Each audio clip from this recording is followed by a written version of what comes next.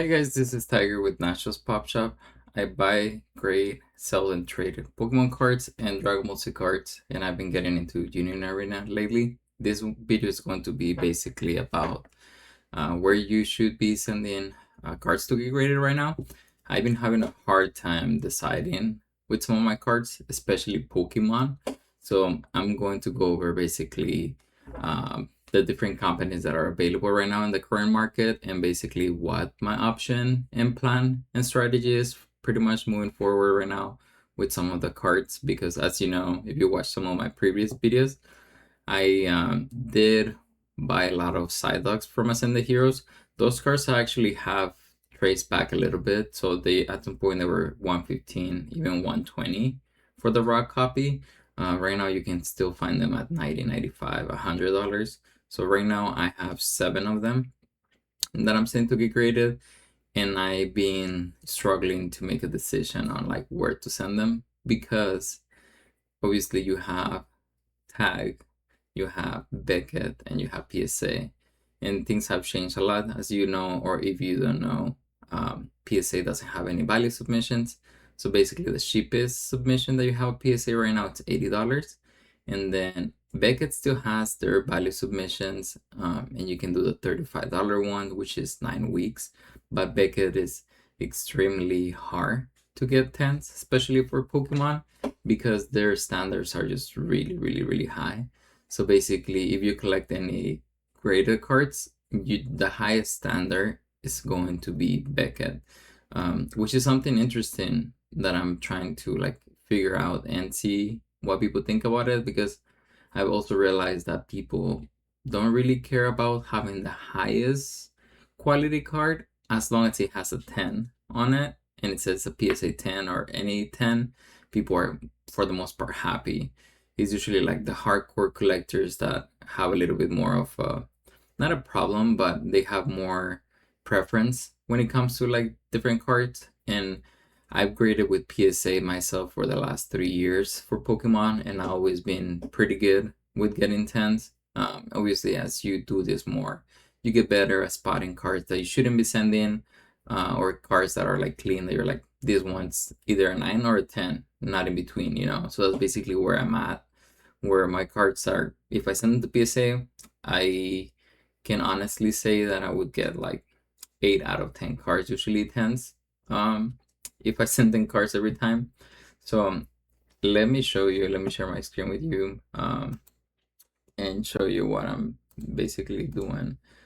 So here's the pricing for different companies. Right now, Tag only has the 150 available, and that one for 5 business days. And their standards for grading are very similar to PSA, but obviously, since they use AI and other technology, they're able to spot different things under a microscope that maybe PSA wouldn't spot because they just look at the cards. Um, so this one is like, yes, it's a little bit higher up than PSA in a way. So for example, if there's like a little dent or something that is not noticeable maybe with your eye, you most likely catch it with Tag.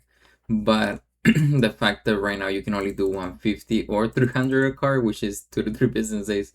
I mean, if you send a $300 submission, you're probably sending something really expensive. Same thing with 150. I feel like you have to kind of like have some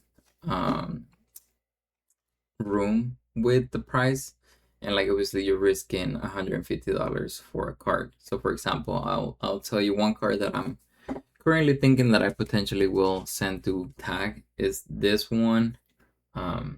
Let me go back to the main screen. So it's this one, the Mega Green Ninja. This one, it's gone down a little bit. Right now it's going for like 270 if I'm not mistaken. But like this card, I mean, this one's gradable. I think it will 10, 9 at the worst case scenario. It's a little bit left heavy, but it still will pass the 45, 55 centering. The back is not as clean, but I'm still debating on this one, to be honest. But if I was to send it somewhere, I would send the Tag for 150, because this card in a Tag 10 is going for like over $800 if I'm not mistaken. So like basically the risk to reward. I mean, the reward is pretty good, so that's what I'm thinking. There's this also this Union Arena Tanjiro card that I picked up. This one I paid 151. This is actually a 200 and something dollar card, but it was just, I think the price had not been updated. So this one I might send to Tag or Beckett. And then there's this other one too from Kagurabashi. So it's this one, it's the Union Arena as well, that I might send to Tag. So those three are some that I'm like thinking of maybe sending to Tag here, just because they have the same standards of PSA, and like the 150 is like in 5 days, you know, if you basically are up or down or break even on your money. So it's like a really fast play. PSA, if you do 150, it's gonna take 20 to 30 business days. Worse, in a month, there's 20 business days, so that's a month and a half for 150, and you're like waiting for the car to come back, which is one of my cons with some of these companies. Is like the waiting period, but sometimes you just have to wait it out because you don't want to be risking too much. Um, but this one, I'm like, I don't know. The one thing with PSA though, obviously, is that it's a lot easier to get tens than Beckett, or I would say Tag is about the same, except for that microscopic lens that they use, or the technology they use to find little tiny things that you might not see with the naked eye. Um, so PSA I do like because you can get a lot more tens, especially for Pokemon. It's a lot easier than Beckett. Beckett, you have these prices. You can still do the base, but this is 75 plus business days. Right now, I have a submission for the 45 business days for some cards. Like, and some of them are expensive cards actually, but at the time they were not as expensive. Now they are. The one thing with Beckett is that you don't get a upcharge. So then an upcharge of your card goes up in value. PSA does, so that's kind of like the negative about PSA. They don't have an upcharge here, so you can send any card that it's any price, and they'll just grade it at the timeline that you pay for. So this one I have right now, 4, 5, 6. I have like 6 cards with them that they're coming back to me at the end of the month. So what are we? Yeah, so like in 3 more weeks, I'll know the grades for those. Hopefully I get tens because that'll be awesome. They're mostly Dragon Ball cards and are just great plays. So hopefully those get tens. And to give you a kind of like a hint, is basically one of them is a Sleepy Goku that I bought back then when it was around 550. I traded some Pokemon cards for it. Now the card raw it's $1,000, and then in a BGS 10 it's going for 2.2k, and then another one is Trunks from the manga. That one when I bought it raw it was 110. Now it's going for like 300. In a BGS 10 it's like around 700-800. Then I have another manga card, Shishi with Goku and the motorcycle. That one I paid 300 at the time, and right now in a BGS 10 it's going for like around 800 as well. And then I have like 4 more that are like $35 cards that if they get tens, they're pretty much around 200 each. So those are the ones that I'm waiting for right now to come back by the end of the month. So this one with Beckett is like you can pay that one or you can pay the 80, which is one of my favorites, especially for Dragon Ball, because Dragon Ball made by Bandai, just like One Piece, the quality on the cards is really good.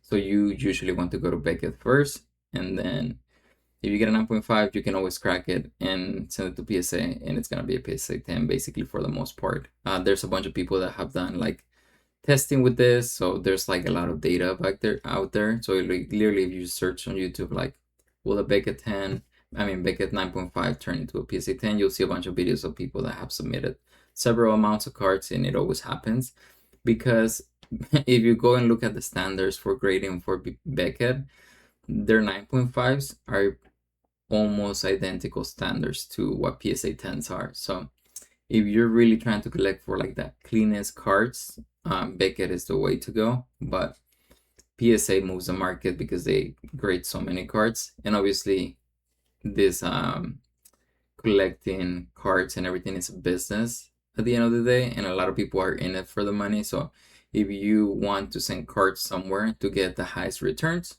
you want to probably send it to PSA because it's easier to get tens there. But this is one of my favorite turnaround times and grading prices.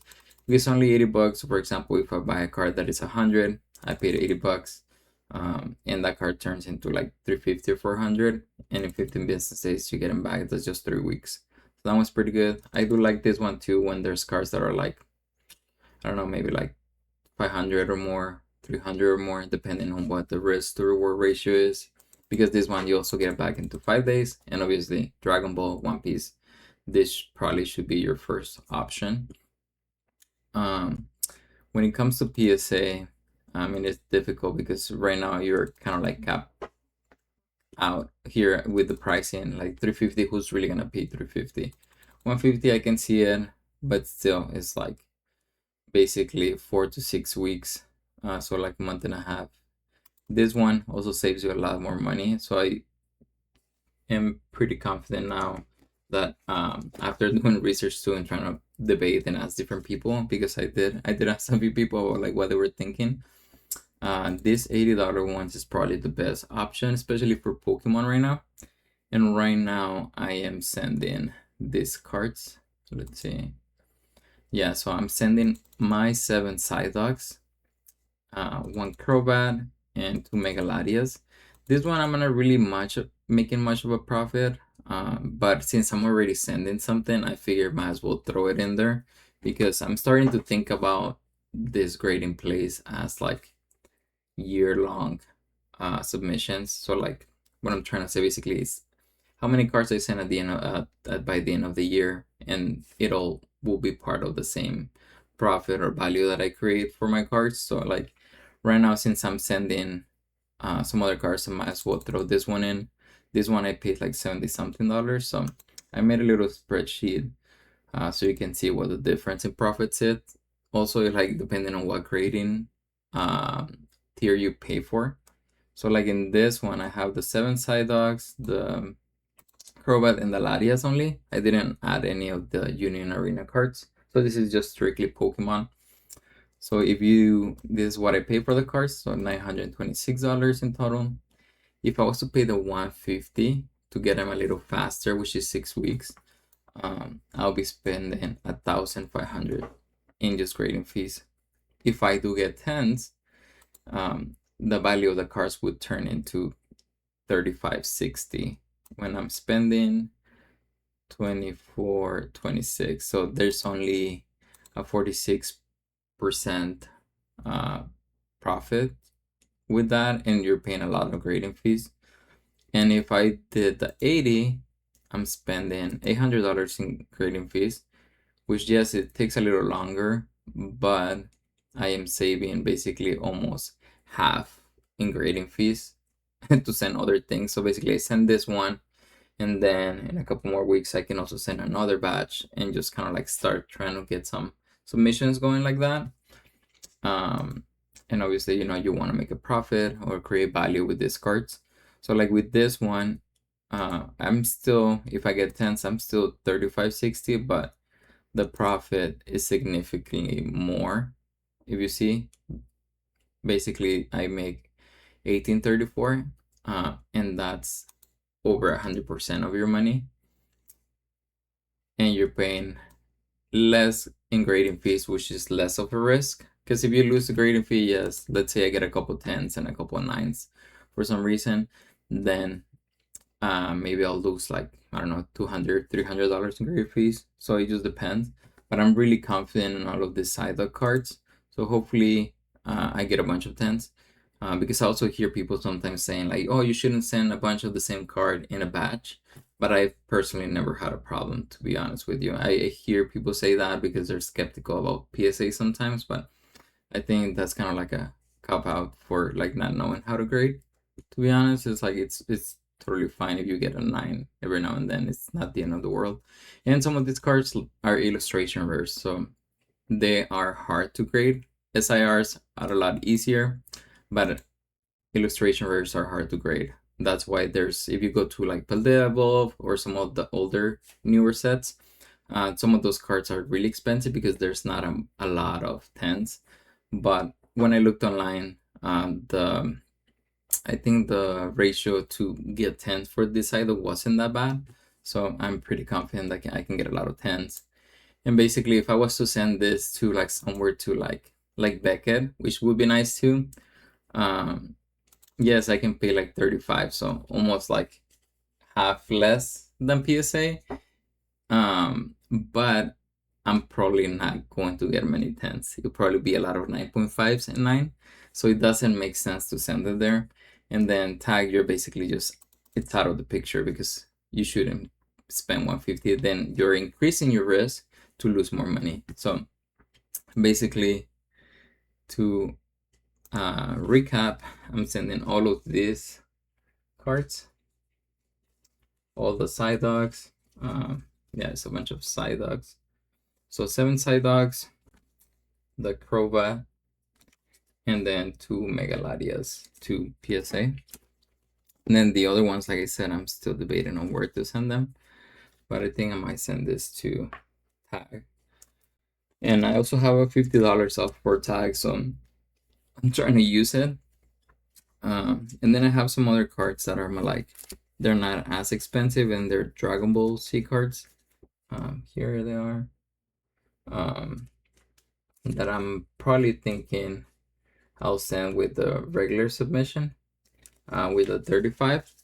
So those will probably be back in like 9 weeks. But also the other difference when it comes to the PSA, Beckett, and Tag is that at Tag and Beckett you have to pay for the grading up front. So like when you place an order, you're paying for the grading fees, and then you wait.